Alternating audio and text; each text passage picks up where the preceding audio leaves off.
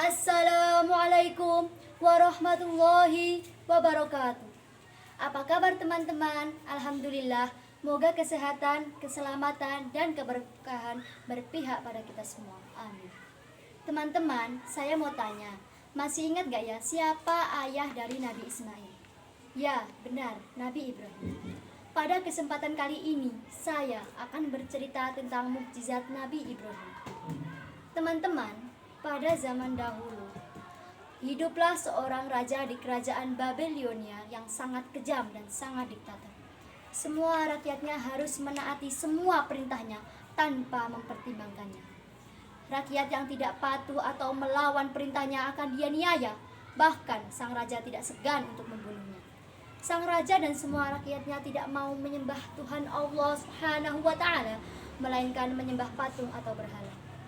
Teman-teman, Azar adalah nama dari ayah Nabi Ibrahim. Ia bekerja sebagai pembuat patung atau berhala yang sangat terkenal.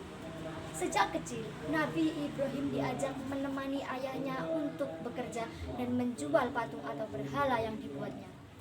Suatu ketika, Nabi Ibrahim bertanya pada sang ayah, "Wahai ayahku, apakah engkau percaya bahwa semua patung yang dibuat ini adalah sebagai Tuhan yang pantas?" Namun sang ayah selalu diam, tidak memberi jawaban sama sekali. Ketika beranjak dewasa, Nabi Ibrahim berkeliling untuk berdakwah, mengajak para penduduk beriman dan menyembah kepada Allah Subhanahu wa Ta'ala. Di kerajaan Babilonia ada tradisi tahunan, yaitu acara berburu keluar kota. Sang raja dan semua rakyat ikut pada acara tersebut, termasuk ayah dari Nabi Ibrahim, yaitu Azar. Nabi Ibrahim sebenarnya diajak oleh ayahnya, namun beliau tidak mau. Dia memilih tetap untuk di rumah saja. Ketika raja dan semua rakyat keluar kota untuk berburu, maka Nabi Ibrahim pergi menuju ke tempat ibadah mereka.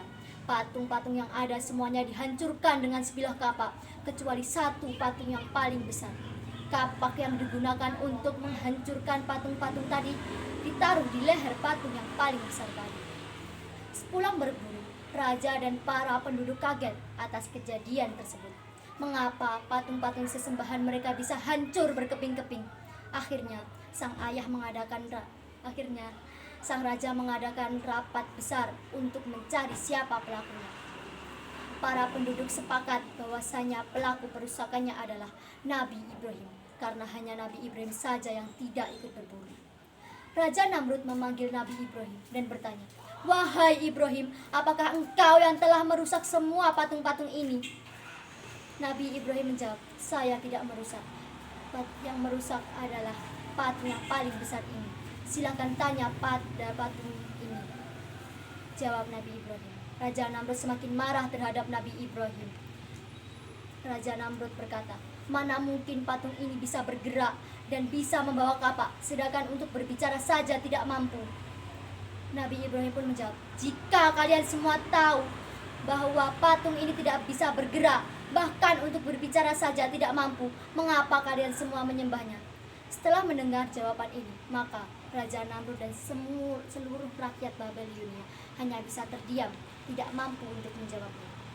Tetapi dengan kekuasaan mutlaknya, Raja Namrud semakin marah dan memerintahkan untuk membakar Nabi Ibrahim. Nabi Ibrahim pun diikat pada sebuah tiang-tiang dan dikelilingi tiang tersebut dengan tumpukan kayu bakar. Setelah semuanya selesai dipersiapkan, maka disulutkan nyala api untuk membakar Nabi Ibrahim. Nabi Ibrahim menghadapi ini semua dengan tenang.